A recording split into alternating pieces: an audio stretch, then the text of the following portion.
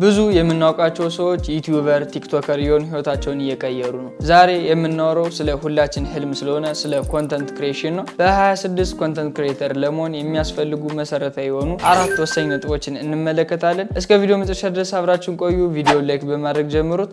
ወደ ቪዲዮ እናልፋለን።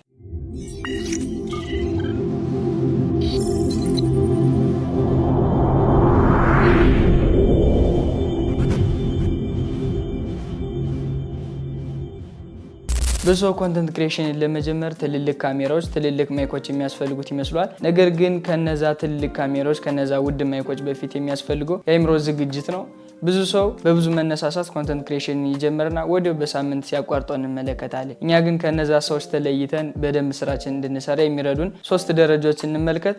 ደረጃ 1 ኒች ወይም ዘርፍ መምረጥ ነው። ይህ ማለት ከኛ ጋር የሚስማማ ስንሰራው ደስ ብሎን ካሜራ ፊት ሳይሰለቸን የምንቀረጽበትን እንዲሁም ሳይሰለቸን በደንብ የምንሰራውን ከራሳችን ጋር የሚሄድ ኮንተንት መምረጥ ይጠበቅብናል። ዛሬ ተነስተን ኳስ፣ ነገ ተነስተን መዝናኛ፣ ነገ በኋላ ደግሞ ፖለቲካ መስራት አይጠበቅብንም። እንዲህ የምናደርግ ከሆነ ተመልካቾቻችን ግራ እናጋባቸዋለን። እንዲሁም የዩቲዩብ አልጎሪዝምን ቪዲዮዎችን ለማን እንደሚልካቸው ግራ እናጋባዋለን ማለት ነው።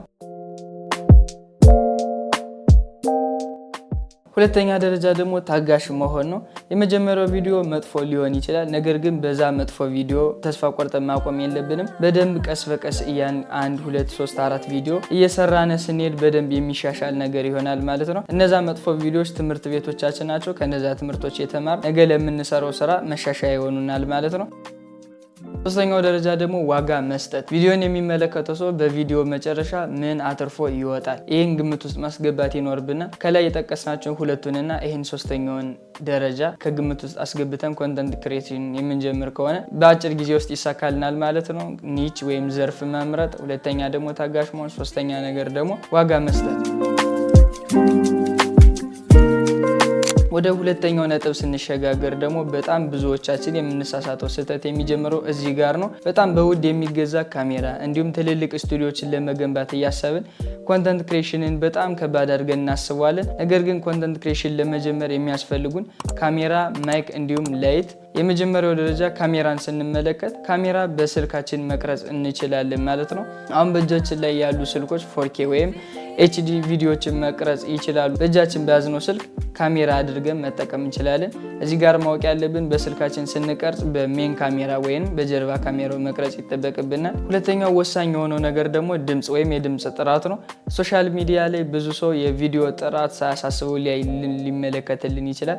የድምጽ ጥራት ግን ወሳኝ ነው። ድምጽ የማይሰማ ወይም የሚቆራረጥ ከሆነ ቪዲዮን የጀመረው ሰው አቋርጦብን ይወጣል ማለት ነው። ስለዚህ ለዛ መፍትሄ የሚሆነው ምንድነው? ውድ ማይኮችን ከመግዛት ይልቅ የስልክ ማይኮችን ወደ አፋችን በማስጠጋት መቅረጽ እንችላለን፣ ወይም ደግሞ በስልክ ኤርፎኖች መጠቀም እንችላለን ማለት ነው። ሶስተኛው ደግሞ ለቪዲዮ ፕሮዳክሽን ወሳኝ የሆነው ነገር ላይት ነው። ላይት በጣም ውድ የሆኑ ላይቶችን መግዛት አይጠበቅብንም። በመስኮት ብርሃን ወይም በቀን ብርሃን መቅረጽ እንችላለን ማለት ነው። ስለዚህ ትልልቅ ስቱዲዮችን ለመገንባት ትልልቅ ካሜራዎችን፣ ትልልቅ ማይኮችን ለመግዛት ቀን መጠበቅ አይጠበቅብንም። አሁን በያዝነው እጃችን ሙሉ ለሙሉ ኮንተንት ክሪኤሽንን መጀመር እንችላለን ማለት ነው።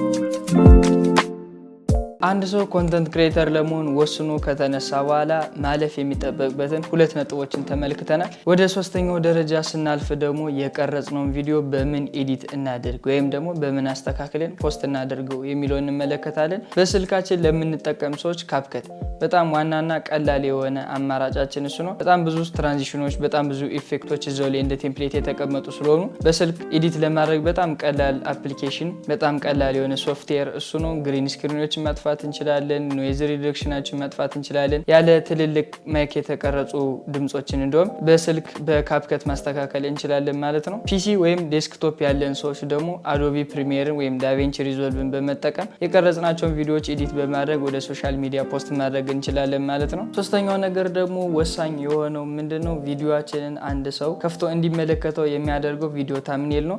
ቪዲዮቻችን ሶሻል ሚዲያ ላይ ፖስት ካደረግናቸው በኋላ አንድ ሰው ያንን ቪዲዮ ከፍቶ ወይም ክሊክ አድርጎ ቪዲዮን እንዲመለከተው የሚጋብዝ ቪዲዮ ታምኔል ይባላል። ያንን ታምኔል ደግሞ ለመስራት ብዙ ትልቅ የሆነ የግራፊክስ ዲዛይን እውቀት ላይ ይጠበቅባችሁ ይችላል። በካንቫ በቀላሉ ፕሮፌሽናል የሆኑ ታምኔሎች ዲዛይኖችን መስራት ትችላላችሁ።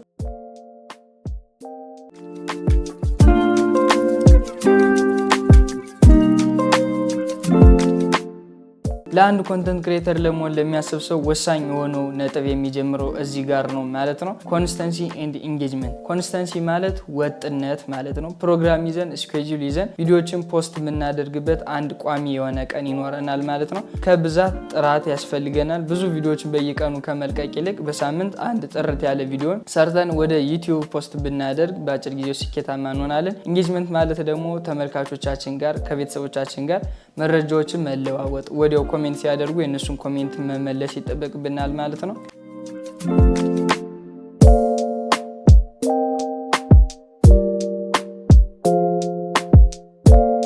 እንግዲህ ኮንተንት ክሬሽን ለመጀመር ወሳኝ የሆኑ 4 ነጥቦችን ተመልክተናል። የሚቀረው ነገር ምንድነው? መጀመር ብቻ ነው። እንዳሰባችሁ ትልልቅ ካሜራዎች፣ ትልልቅ ማይኮች አይጠበቅባችሁም። እንደምታስቡትም ኮንተንት ክሬሽን በጣም ከባድ ነገር አይደለም። ስለዚህ ባላችሁ ትንሽ ጊዜ ባላችሁ አጭር ጊዜዎች እየሰራችሁ ዩቲዩብ ላይ ወይም ቲክቶክ ላይ በጣም ስኬታማ መሆን ትችላላችሁ ማለት ነው። ዛሬ ያዘጋጀሁላችሁ ቪዲዮ ይህንን ይመስል ነበር። እስከ ፕሮግራሙ ፍጻሜ አብራችሁን ስለቆያችሁ ከልብ አመሰግናለሁ። የቪዲዮ ኤዲቲንግ ኮርስ መማር የምትፈልጉ ከሆነ ኮሜንት ላይ ኤዲቲንግ ያላችሁ ጻፉልኝ። በሌላ ቪዲዮ እስከምንገናኝ ድረስ ሰላም ቆዩልኝ።